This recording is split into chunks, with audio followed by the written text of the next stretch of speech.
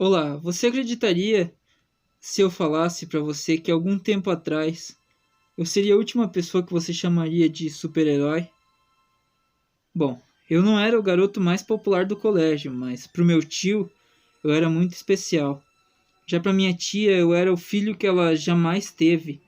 Meus professores me viam como um aluno modelo. Porém, entre meus colegas, eu não tinha a mesma receptividade. Eu lembro que eu vivia chamando a garota mais bela da minha sala para sair e ela sempre me mandava largar do pé dela. Os valentões viviam me chamando de ferrinho e coisas do tipo. As garotas viviam me esnobando, dizendo, por exemplo, que entre dançar comigo e um cabo de vassoura, a segunda opção seria mais aceitável. Eu não levava muito a sério, nem ligava muito para isso. Eu até convidei eles uma vez para uma exposição de ciências que houve no pavilhão de ciências do colégio. Me lembro da resposta deles até hoje. Fique com as suas ciências que nós cuidamos das gatas. Um dia eles irão se arrepender de rir de mim. Pensei comigo mesmo.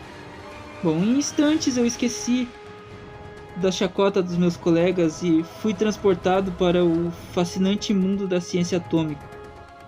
Assim que o experimento dos raios atômicos começou, eu senti uma dor imensa na mão direita.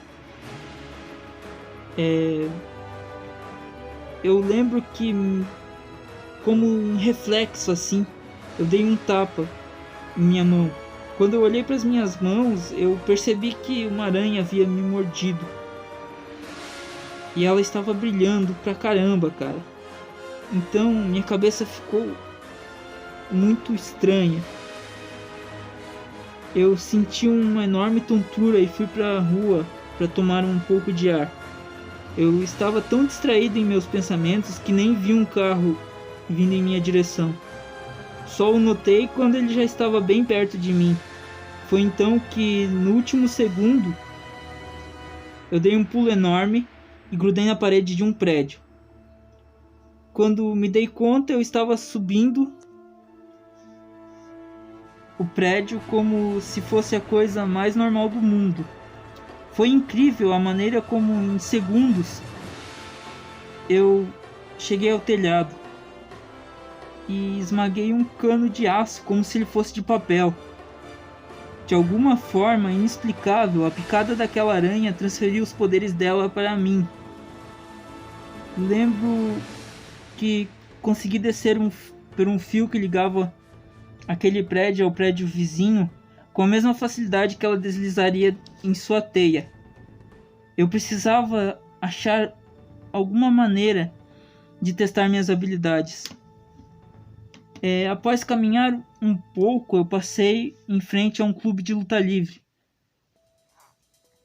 e vi que eles estavam pagando $100 para quem conseguisse aguentar 3 minutos no ringue com o esmagador. Eu voltei rapidamente para casa e coloquei umas roupas velhas e uma máscara, afinal eu não queria que rissem da minha cara se eu me desse mal. Quando eu cheguei no ringue, vocês precisavam ver a panca do tal esmagador. Ele ficava urrando coisas do tipo: um mascarado suicida, eu prometo não te machucar muito. Mal sabia ele que, como eu havia imaginado, eu tinha ganho a rapidez, a agilidade e a força de uma aranha gigante.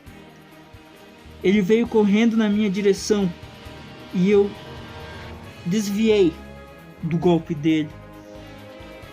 Eu agarrei ele com um braço e com o outro eu escalei um poste alto que estava no canto do ringue. Cara, vocês precisavam ver a cara que ele fez. Parecia até uma criancinha implorando para que eu colocasse ele no chão. Eu fui receber o meu prêmio Então o produtor de TV falou para que eu fosse e procurasse ele no estúdio, e que lá eu ia ganhar também bem mais do que eu ganhei naquele dia. Em casa eu costurei então um traje a caráter para aparecer na televisão.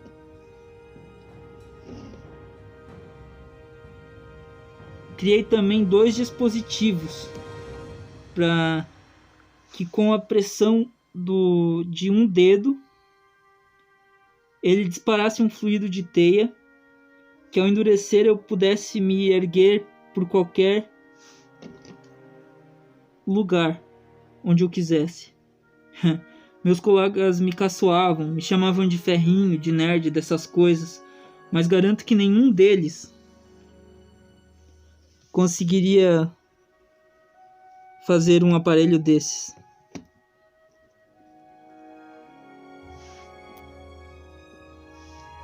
No outro dia, eu fui no estúdio e eles gravaram uma exibição minha, onde eu fazia acrobacias e soltava minha própria teia. Todos ficaram pasmos, incrédulos com o que eu acabava de fazer ali. Depois da minha primeira gravação televisiva, eu estava experimentando o doce sabor da fama. Muitos queriam me empresariar, queriam que eu gravasse entrevista. A Veja falou que pagava qualquer valor para mim, para que eu tirasse uma sessão de fotos com ele. Quando eu estava enfim só, notei que um bandido vinha correndo na minha direção, sendo perseguido por um policial. Eu podia parar o bandido, era só colocar o pé na frente dele. Mas eu não fiz, afinal, isso não era problema meu. Nos dias seguintes eu tinha me transformado na sensação do país. Eu era a inspiração para novas séries na TV. Os cientistas ficavam intrigados comigo. Como era possível alguém escalar paredes e soltar suas próprias teias? Eu tinha me tornado o ídolo nacional. Todos queriam saber quem era o Homem-Aranha. Uma noite, porém, quando eu voltava para casa, depois de uma transmissão ao vivo no TV, eu encontrei uma viatura parada na frente da casa onde eu morava com meus tios. Eu corri para dentro para ver o que havia acontecido. Encontrei um policial. Eu perguntei o que havia acontecido e ele me disse o que eu jamais gostaria de escutar. Um bandido havia entrado dentro da nossa casa. Meu tio surpreendeu ele. O ladrão deu um tiro no meu tio. Meu tio estava morto. Ele disse também que o meliante havia sido perseguido e estava encurralado no armazém de Waterfront. Ele falou que a minha tia estava bem, alguns vizinhos estavam cuidando dela. Eu então corri para o meu quarto, botei meu traje. Afinal, eu conhecia aquele depósito. Ele estava abandonado há anos e era enorme. O assassino podia se esconder ali de um exército se ele quisesse. Mas ele não podia se esconder do Homem-Aranha. Eu me balancei nas minhas teias até o outro lado da cidade, onde ficava o armazém. Eu entrei de mansinho e escutei o ladrão planejando que ele ia deixar os tiras lá na frente e ia escapar pelos fundos, pelo escuro. Mas eu não deixaria ele escapar por nada nesse mundo. Então, eu surpreendi ele e arranquei o revólver da sua mão com minhas teias. Eu derrubei ele com um único soco. Quando eu fui ver o rosto do homem que matou meu tio, eu não conseguia acreditar. O bandido que estava ali na minha frente era o mesmo que eu havia deixado escapar aquele outro dia no estúdio de gravação. Pendurei ele então numa teia para que os policiais fizessem o resto do trabalho. Eu não pude acreditar.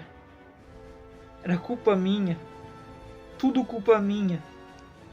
Se eu tivesse pego o maldito quando eu pude, nada disso teria acontecido. Meu tio estaria vivo agora. Se eu tivesse derrubado ele aquele dia, meu tio não estaria morto.